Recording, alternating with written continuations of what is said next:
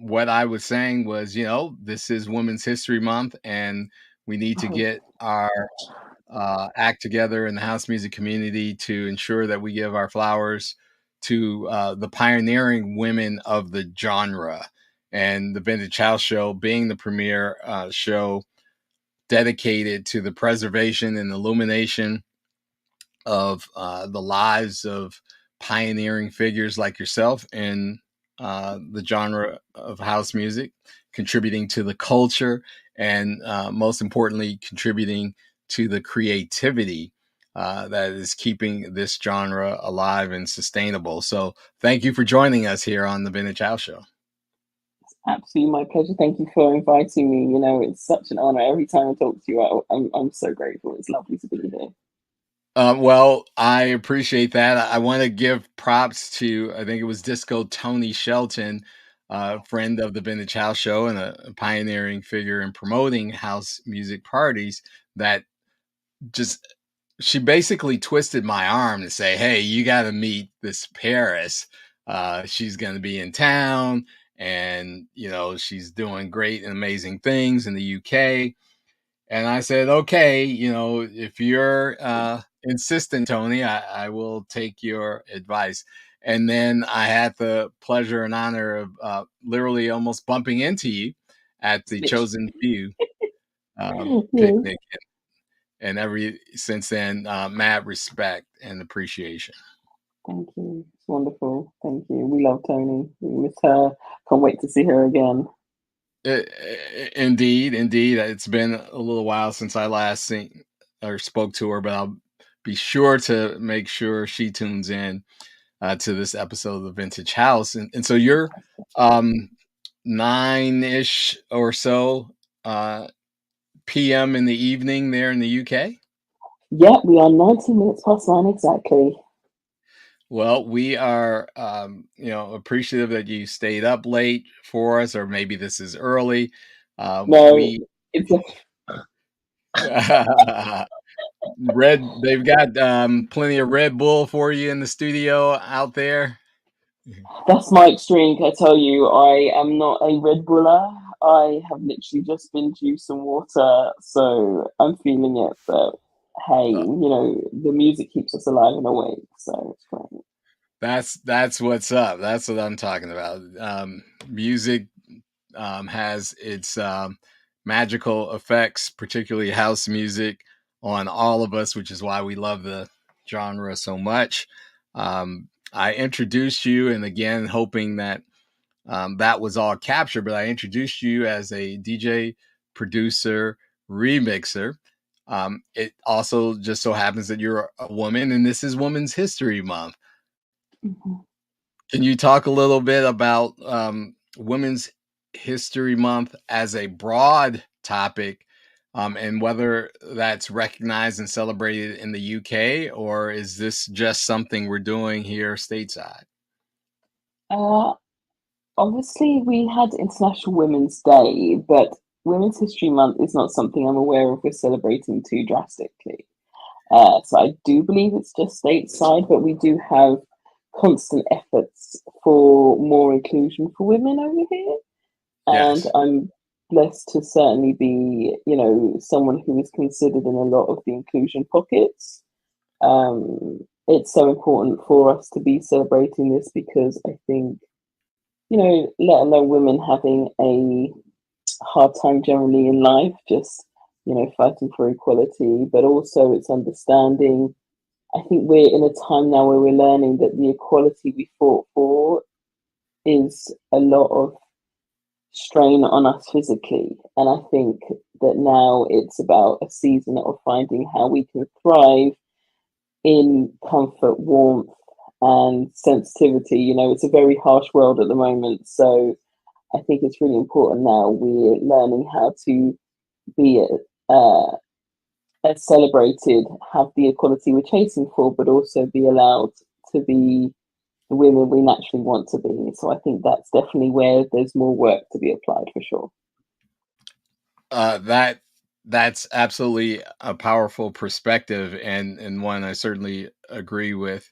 The opportunity to cut through some of the harshness of the world, and the power of inclusivity can only make the world a better place. But when you have these perspectives of people keeping others out, whether it's based on gender or race and ethnicity or whatever the case, uh, it's not good for the world. And so Right. when you do bring it all together, it just makes for a generally better world. And I'm glad that it's something you recognize, and I'm sure that the work you do creatively in this genre of house music is going a long way in helping to change things. So tell me this: what did you do then on International Women's Day? International Women's Day, I was blessed to be flooded with articles to respond to. I had 3 or 4 playlists to pick for International Women's Day. I had 3 or 4 of them. And also, I recently spoke at beatport.com headquarters as for British Black History Month. So that was really cool to be able to represent our sisters in music. So it was me, um, Toya DeLazy, who's a very well-known African female artist and producer, and Nick Nax, and so many others that we were able to come together and celebrate us as Black women in dance music too. I love that. And again, the opportunity, anytime the opportunity is taken, to celebrate all that women contribute, is one that is an important moment. And I will be looking and doing some research to see if I can find any of that session online, so that I can check Yes, it out. yeah, definitely. It's on our beatport.com's community pages, and they actually left the full transcript from the talk up. So yeah, you can Excellent. definitely even listen back. Actually, it was recorded as well, so it's definitely there. Very cool. We'll be sure to post that on the Vintage House Show Thank socials you. as well.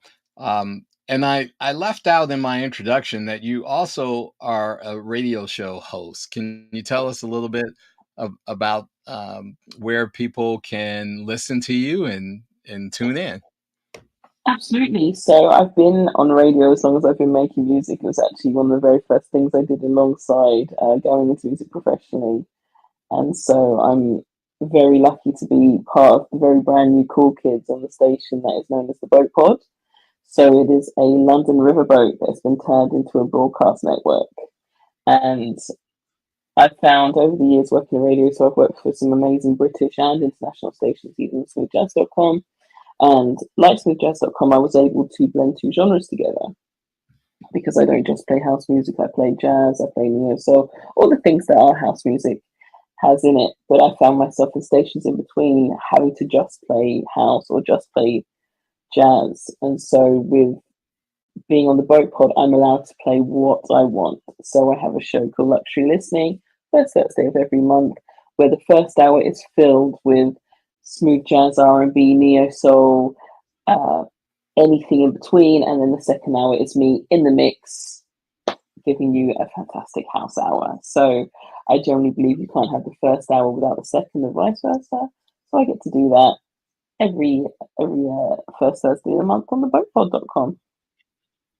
That is dope, and I will encourage everyone who tunes into the Vintage House Show to also check out your show. I'm imagining, because it, let me ask this way: Mm. is there still such a thing as pirate radio? Is that what they call it Very, when so you? I come from pirate radio, funny enough. Oh, Yes. okay, So but that's not what this pirate, is anymore, right?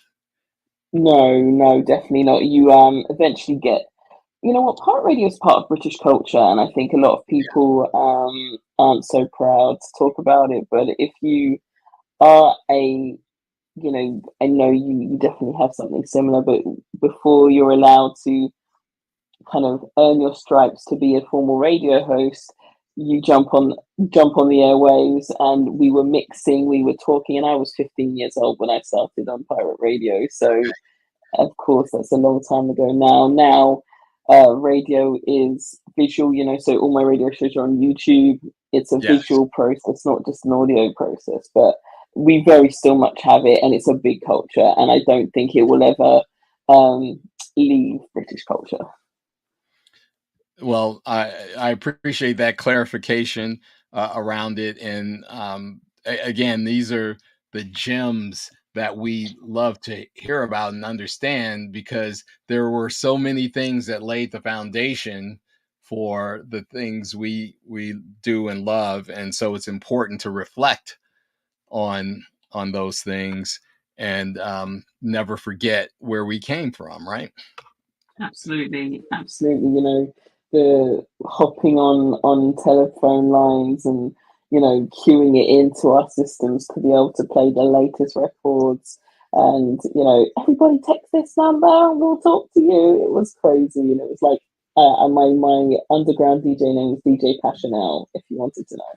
Oh, So we got an uh, exclusive here, ladies and gentlemen. yeah, We got the so handle. DJ 15-year-old Passionate. Passionel, yeah, yeah, radio like and learning to mix, and yeah, it was embarrassing, but it exists. It was a thing. It was a point of origin, so that we can appreciate. No embarrassment at all.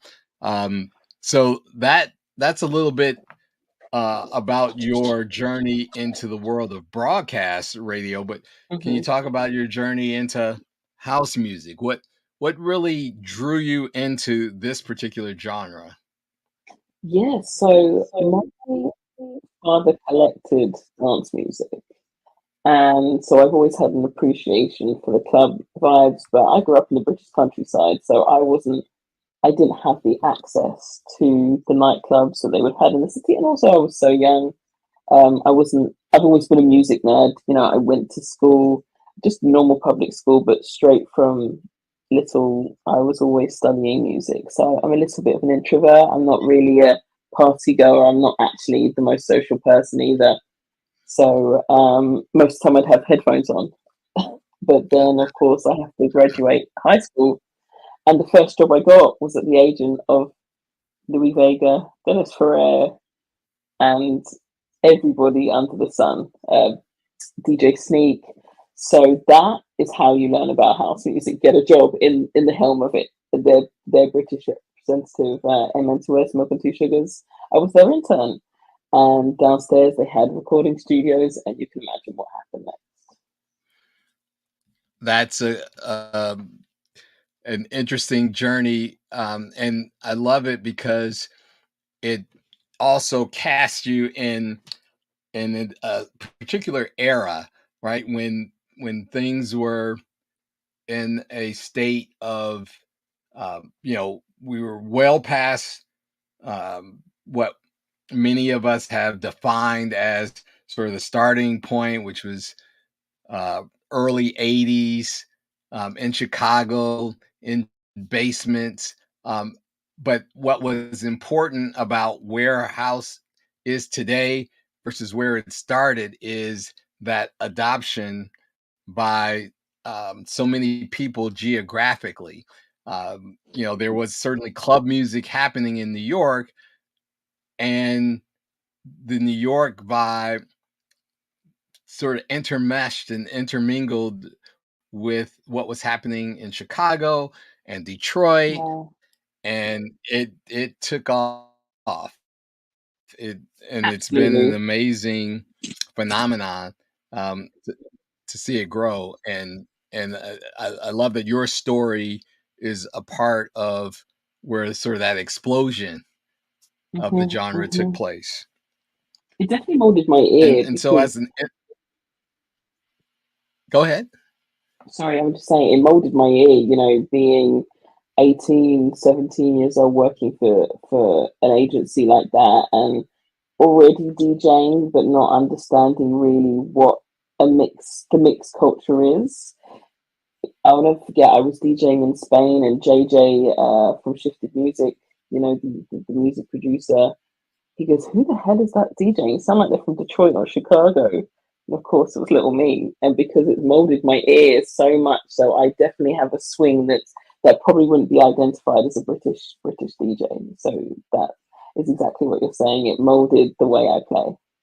That I and we're gonna coin that expression here, certainly if it's not already coined, but the molding of the ear is it's a Paris Cesvette ism, we're gonna call it. So thank you for that.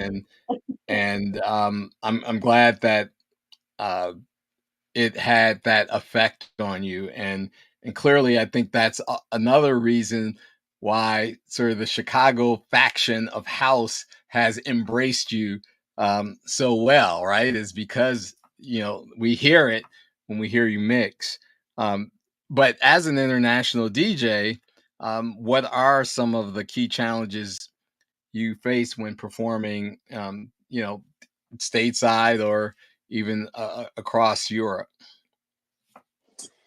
Do you know what? I'd actually say my biggest challenges are at home. Because of that ear, it's had my love and appreciation in such a bigger circle than on my home ground.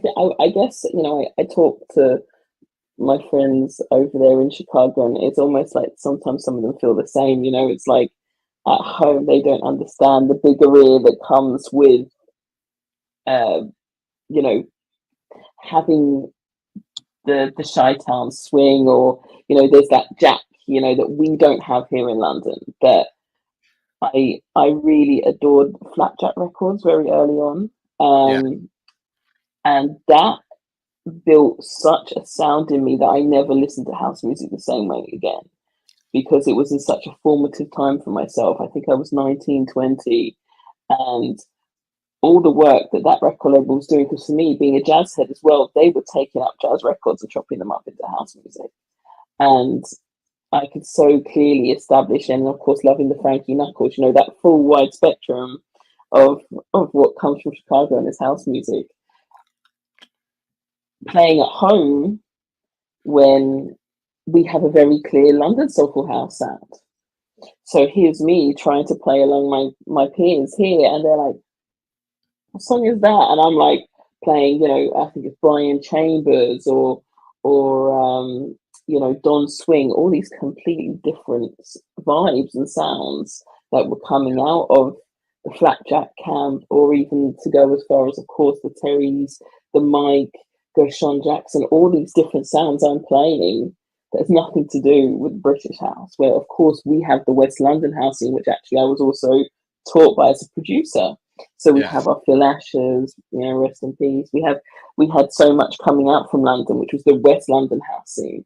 So there was a big kind of arm towards that, because when they're all playing that, they all come from West London. So a lot of that community in London here do come from that part of town.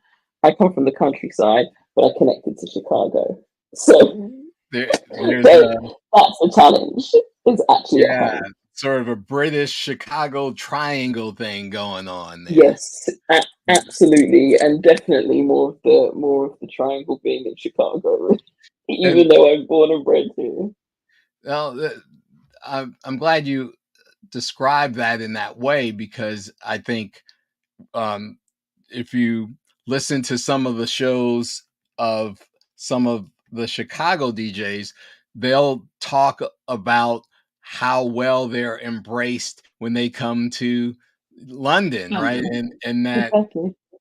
here in Chicago, when they perform, it's harder for them to at least introduce and educate their audiences around new music, because Typically. everyone here in Chicago is so used to we've coined the phrase the top 40 of house music, right? Right. And so people like to hear what is nostalgic and familiar to them, although the education of the Chicago audience has certainly advanced, but not without a fight, right? People want to hear what they want, to hear that is familiar to them, and the Absolutely. sounds connected. So I'm sure there's some synergy between what you face there and what the Chicago DJs have faced. But Well, um, I think it would be if I was to be in Chicago and played London House, how it would be received to when the Chicago's come to London and play Chicago vibes of house. It's completely just, right sound, wrong body. yeah, yeah, go. It's there's such a psychology, and I'm not a psychology major, but there's definitely some uh, theory, I would say psychology theory around these regional differences. Maybe it's even sociological and not psychological, Mm. but Whichever one. I think it's a little bit of both. yeah, you're right. It's a little bit of both. But the good news is that this genre is so beloved because it we talk about it very often as being a feeling. So if you can feel the music, no matter where its leanings are, right? It's the groove is in the heart. Actually, that's the Absolutely. song. That's where where are my people delight when I need them. Yeah, girls in the heart. Yeah, love that group as well. And so, want the audience to learn a little bit more about you.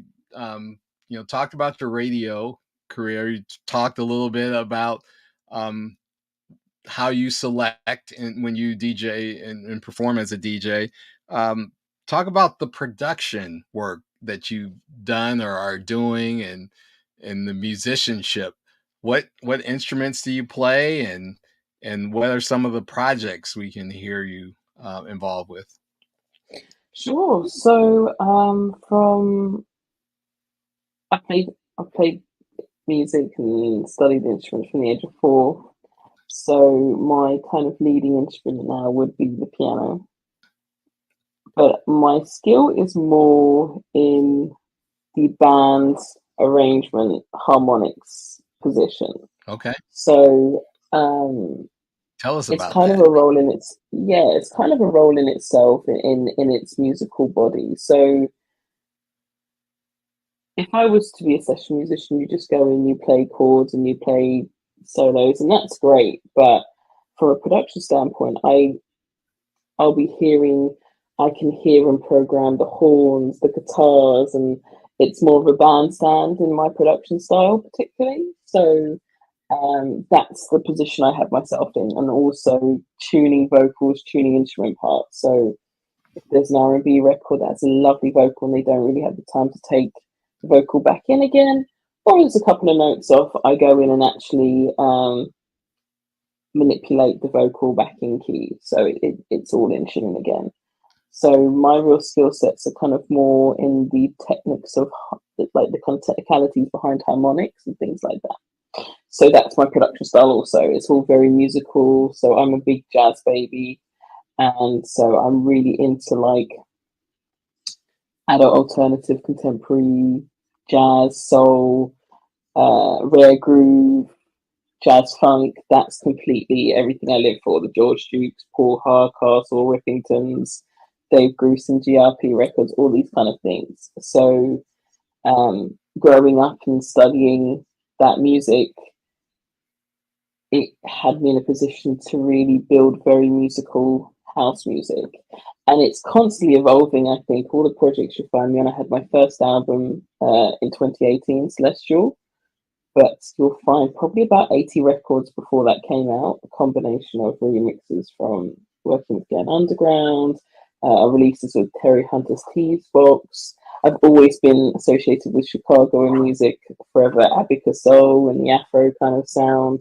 So whether I'm doing keyboards or actually producing it or remixing it, I've always had something there. But my journey as a producer has now been trying to learn how to take my musical production style away from the opening and closing of sets. So I'm always chasing to make the hardest, most driven musical house I can. That's Like Frankie would do. That's what Frankie mastered. Yeah. absolutely, and you're clearly a student of a lot of different musical influences, and it makes for what should be a career with some great long.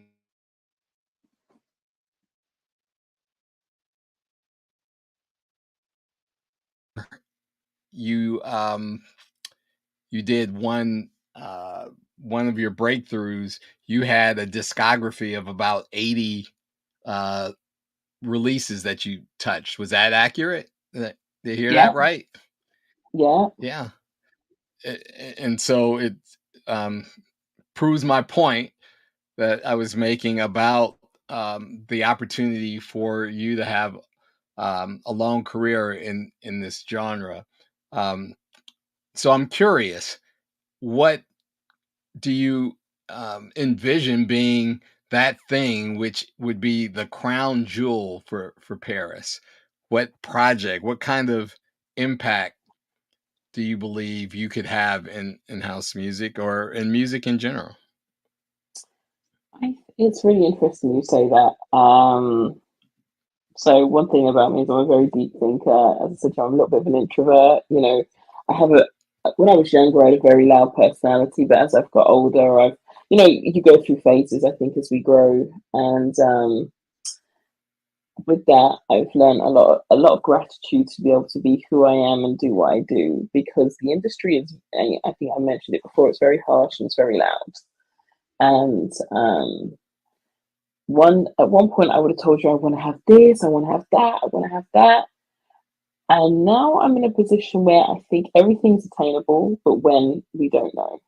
So I generally have every intention to hopefully win an electronic Grammy at some point. Um, I would love to be an EGOT, Emmy, Grammy, Oscar, Tony. That's my plan. That's what's Uh, up. Yeah. so yeah, so that's the mission. I think it's all attainable. I don't know when, but being a classically trained musician, also, my second album, As Above, So Below, I have a classical record on there. I'm releasing a record on Diplo's Higher Ground this year, so I'm now going to be releasing under Paris After Dark as well as Paris Cesvette to be able to start pushing into the more cinematic film scoring space so I can start to build commerciality. My mission is to really Trojan horse in Soulful House. Um, Yeah. Okay. so if I can get some major releases within the tech and commercial space, the wish is that people go ahead and find the Soulful House work. That So all that to say, my goals are always growing, always pending. But I think what they say: a goal without a plan is a dream, but a dream without what I'm saying. It's like it's just a plan to get to that position. So I'm working on it every day. So every day we're one step closer. you may be one of the first uh, guest of our show with that aspiration of going for the EGOT. And I particularly like how you framed your strategy as one that is you're going to Trojan horse your way into uh, the that level using Soulful House as a platform. So I love that strategy, and of course, we're thrilled that you are, spending time with us at Vintage House and sharing that. Of course, don't forget about us, media journalists when you are doing that EGOT um, acceptance speech for either the Emmy, Grammy, Oscar, or the Tony. Remember That's us for right. But each one. the thing is for me, I think it's actually the other way around. Like the Trojan horse is going to be tech and commercial music, and I want to keep Soulful House in the middle because I feel like people have been so mean to Soulful House over the years. Whether it's how it's delivered, who they've accepted it from. There's many people who've done very well with the Soulful House sound, but it's not done anything for the family or the community of Soulful House. So someone would have found a sound and they've sampled it and off they've gone. And Mm.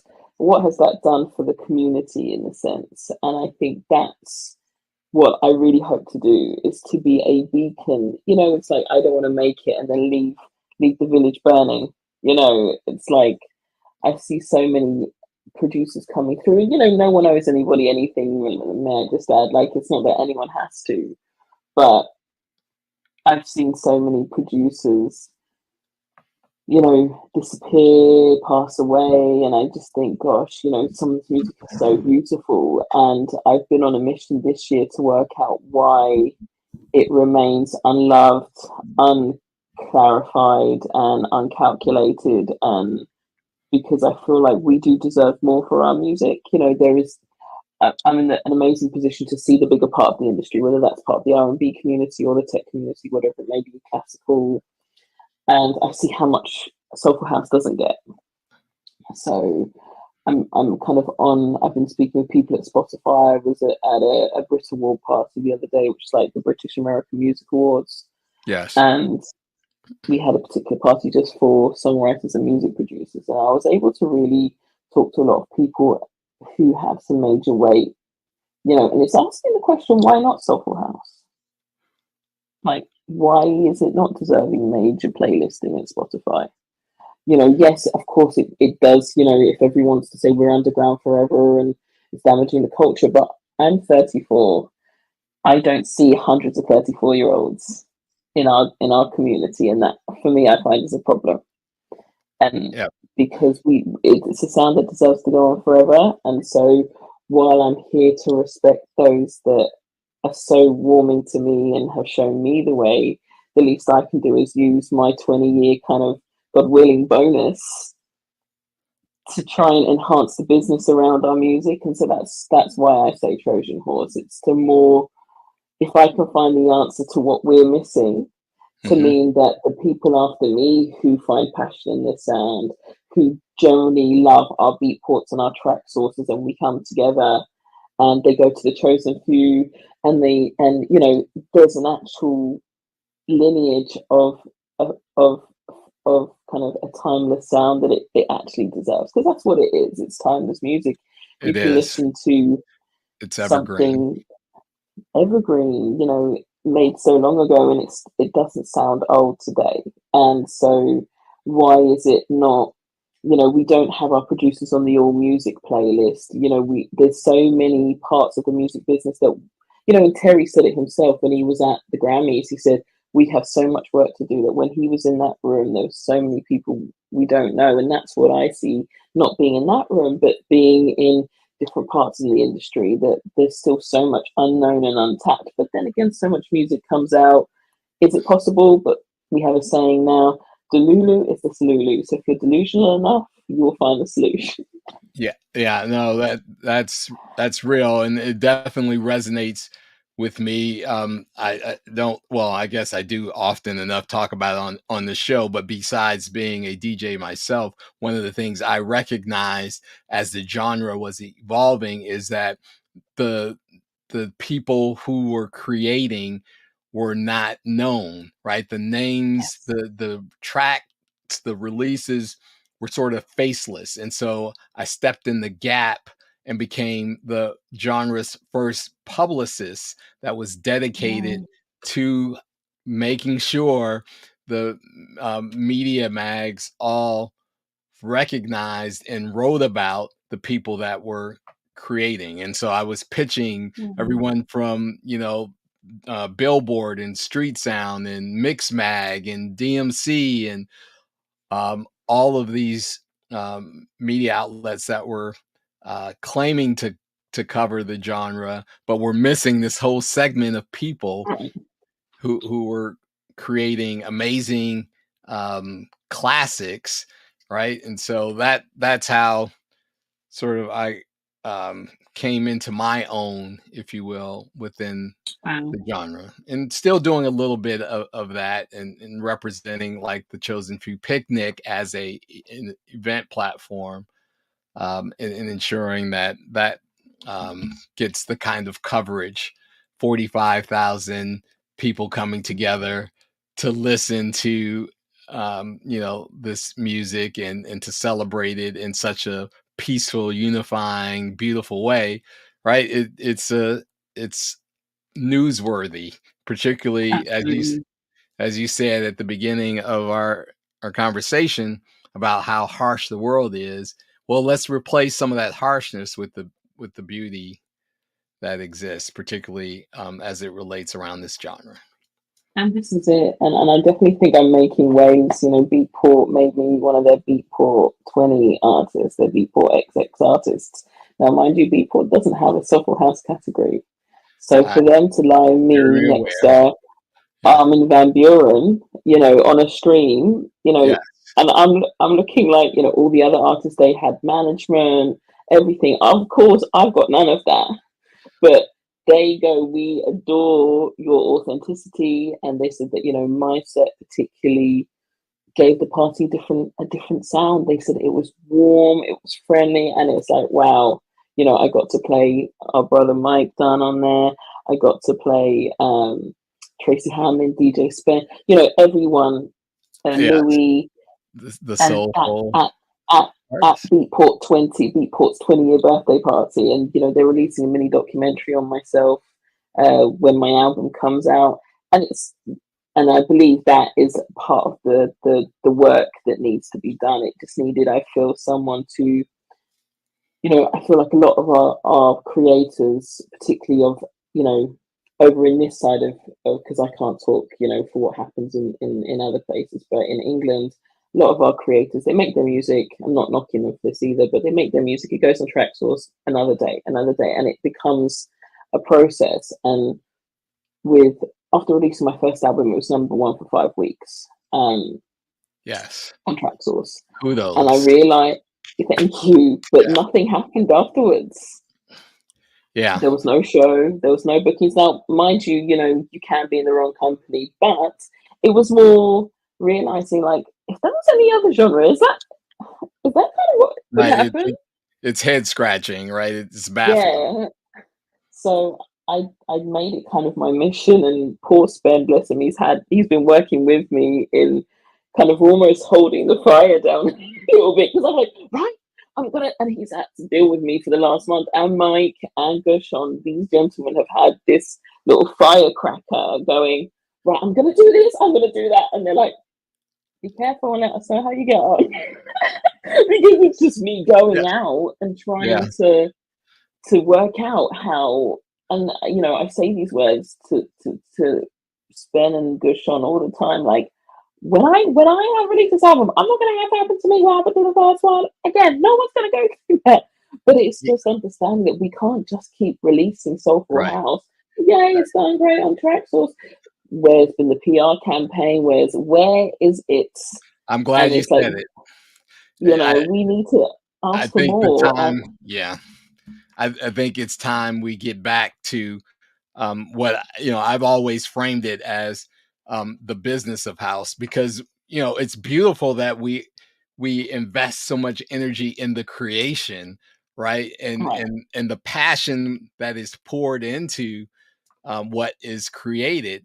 It's all important, but we see others that actually sustain their lives through this music and creation process, and there is that missing piece for many of us. And I was going to ask you about collaborators, and I didn't realize Gershon Jackson was one of the collaborators. He and I of the go, time. yeah, we go way back as well. I got to get him back on the show. He's only been on once, so I can get caught up on what he's doing. But of course, I know that right now you're working with Mike Dunn. Is that um, Yeah, so something I've you been can I've talk about been a little bit? for sure, for sure. So he is over in London, building more amazing songs for his discography. So he just kind of got me as his London eyes and ears. So when Yeah, he's not here, because of course everybody has a different production style, and I'm so blessed to kind of be kind of already he loves the skill set I have, but kind of refining what I have so I can be his basically person on the ground when it comes to everything he handles and perfected. got it, got it. And Good. I mean, again, one of the greats of the genre. He's been at it for a while, and like you said, it continues to create. But we definitely need to elevate and next level what happens with some of these creations. Um, and you shared as in essence one of the other questions I wanted to ask you about what inspires you to keep going and to push and you shared that there is work to be done and Yeah, this elevation of the craft into both creativity and business has to take place. and yeah, And we you should know, talk because more that about that after the show, as a matter of fact, too. definitely, because that's really been, I stopped music for a little while. Many will see a 3-year gap in my discography, which breaks my heart to this day, but it had to happen because it was going to change my character and change the music, and we couldn't have had that. But in the kind of pitfall from the first album, I realized that it's not the music, it's the business, and we can never master the business. The business moves so fast. 6 months ago, everyone was saying TikTok's the way. We're now looking at TikTok being taken down by America. Yeah. So obviously, it's not gonna be the way. Everything was samples a year ago. Now everyone's asking you to write songs, and it's like, okay, there is no one way. So it just means that now I find myself I'm putting myself in the position to ask the big people the big question of, well, why not this music, by the way? Because if it's old, isn't just a song that sounds like Marvin Gaye in Marvin Gaye's prime gone viral? Would I call you a rose? Yeah, that song, that's everywhere. So I don't want to hear that you're not going to support it because it's old.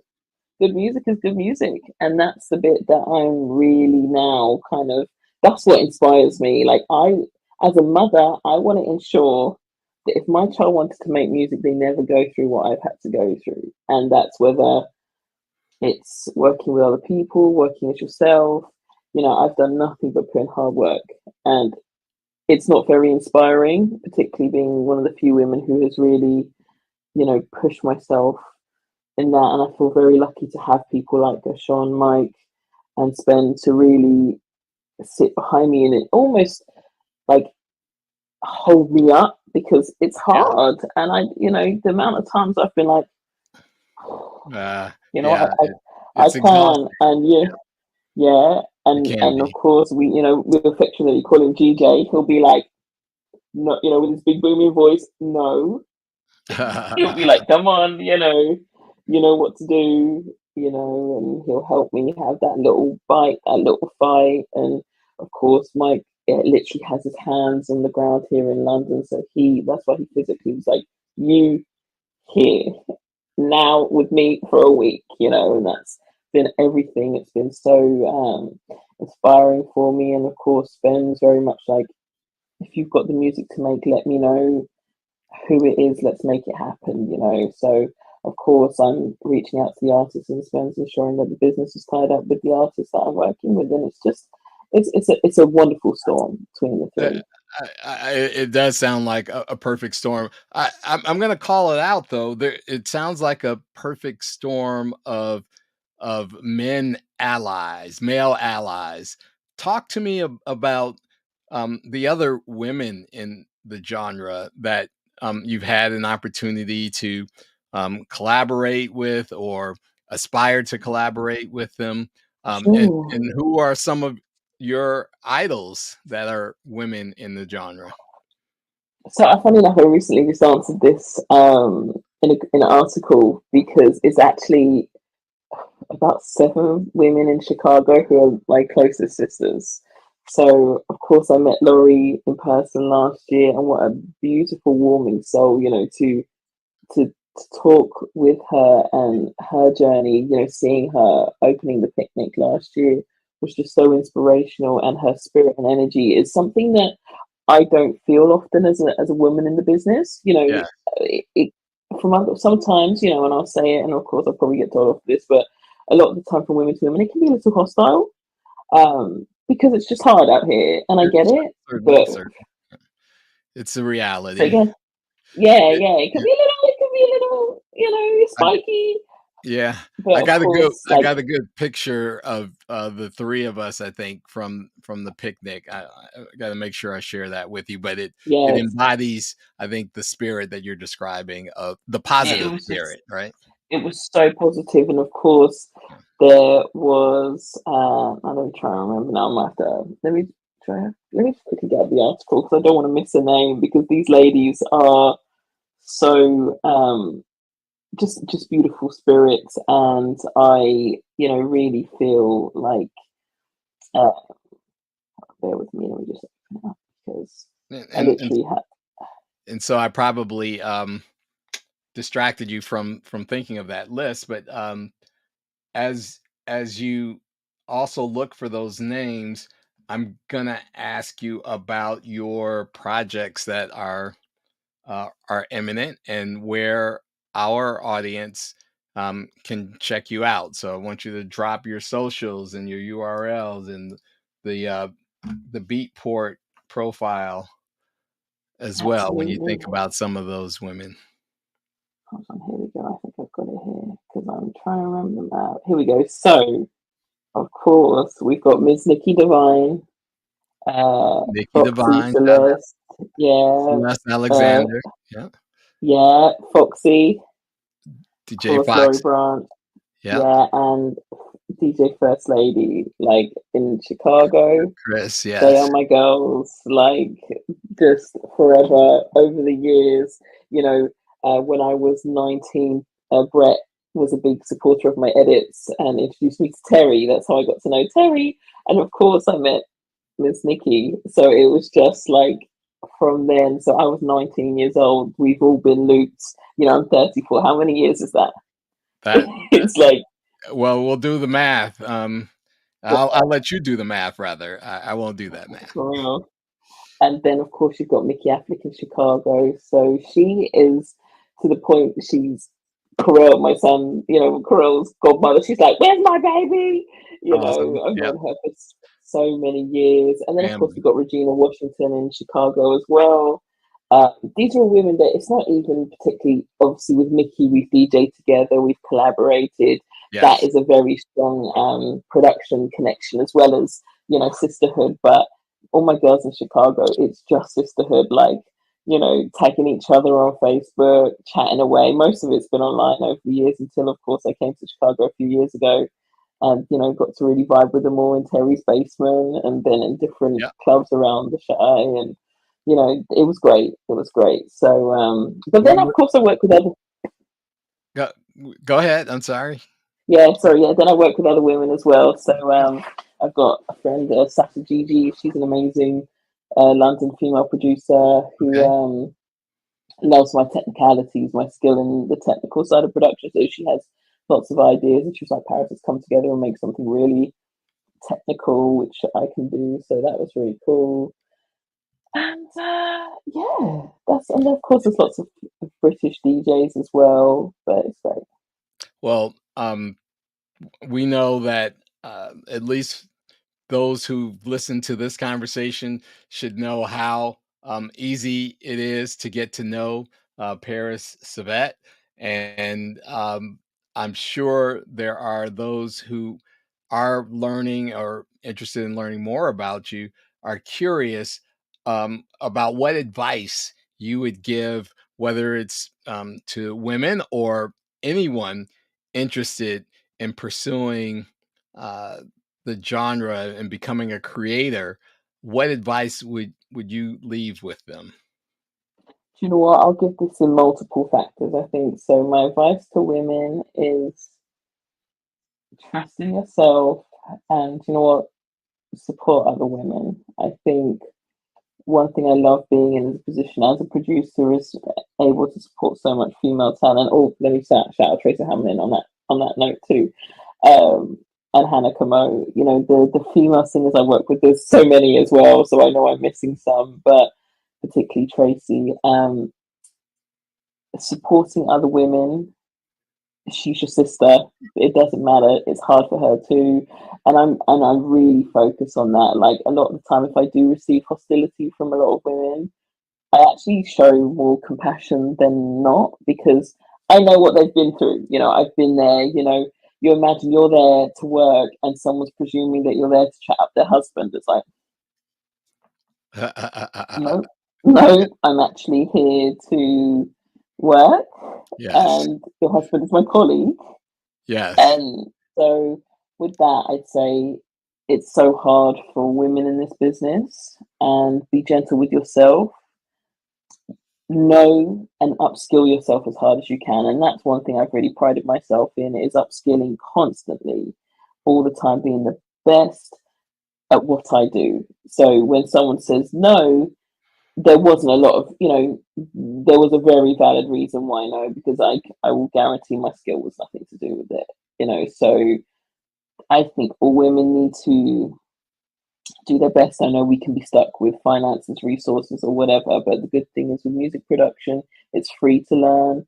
DJing, it's free to learn now. YouTube is such a tool to be able to get at least the core of doing what you do. So if you want to do something, just upskill yourself and don't listen to people. We women are given. Prince said it best. He said, "Women hear differently." That's why Yeah. Prince's band often was female, and trust in that. And I think that's something that all women must do is just believe in yourself, trust your sister. Even if she shows you a reason not to trust, just trust her anyway. Just I'm a girl's girl. I have two sisters, so I'm always going to big up a sis anyway. Right. But and then for men too, just again, same thing. Just this industry is so mean, It can. and it's just I definitely think um consistency is everything, skill is everything. I'll always push education. I'm a big believer in education of skill. I personally am a producer that can produce on every production software because I don't want to not be able to do what I do. I don't want an excuse to go, oh well, this is not the one I use, so I can't make music. No, cool, I can sit in any studio and produce music because I don't want to be held back by me. I don't want to be in my own way. Yeah. So I think upskill and also I think believing in yourself. I think discography is everything, and with discography comes practice. So I think, Hone the craft. however, yeah, hone your Yeah. craft all day, every day, and believe in yourself. And also, I think in this day and age, looking to being independent, also open yourself to labels too. Try and do both. Try and have a place for, because I think you can be excited for records that do get rejected, and then it allows because you have your people. I was told, sorry, it's been a long day, but I was told that my first album it was too soft. People wouldn't like it. Hmm. I I put my foot down. I said, "You're gonna release it," and that's what I said. They were like, "Oh, let's go through it." No, there's your album, and I just said it like that. Now, did they think it was going to spend 5 weeks at number one? No, they did not. And that is the important bit for knowing your people and knowing the people that support you. But what it also shows is that many labels are going to do that, and some will know what they're Yeah. talking about, some don't. They And I wanna think see always, you believe in your product yeah. So I think on also, some sides. Others are skeptical, absolutely, right? and this is it. And I think just always have like your own record label to be able to have as okay, well, I aimed it to be this one, I aim it to be that. And if them record labels don't take it, still put it out. Don't make desktop music. Get it out because music happens so fast. And so when things like the Music Producers Guild that I'm part of, the Grammy board, all these things, they look for official releases. And don't leave your music on your desktop. If you want to be a music producer, get your music out. If you want to be a DJ, get your mixes out, get yourself on radio, put up a Twitch channel, a YouTube channel. Yeah. Now everybody is going to want something, so you can't be it without giving the product. So that's my only advice. Just do it. That's I love huge everybody. advice. We just got a master class from, DJ Paris Cesvette, spending an hour with us here on the Vintage House Show, helping us close out Women's History Month. Um, Clearly a historical figure in this genre. We are so appreciative of all those jewels that you shared about your journey, as well as the advice to others. We wish you continued success and hope to be, like I said, an important part of that success, Paris. So thank you Thank you so so much for much. being with us. Thank you. It's lovely to be here, and I look forward to seeing you in the summer. Summer 2024, look out. She'll be stateside here with Mhm. us in Chicago and around the country. So we're looking forward to that for sure. In the meantime, we'll definitely stay connected as you continue to create with excellence. Thank you. Thanks so much, Kevin. And so we're here every Wednesday on air on WNUR 89.3 FM Street Beat. Of course, you can catch our podcast everywhere you listen to your podcast. And don't forget to check us out on twitch.tv, The Vintage House Show, as well as YouTube, The Vintage House Show. It's been a real one with Paris Cesvette with us, and we're signing off for now, and we'll talk to you all soon. Remember, house is a feeling. Take care, everybody.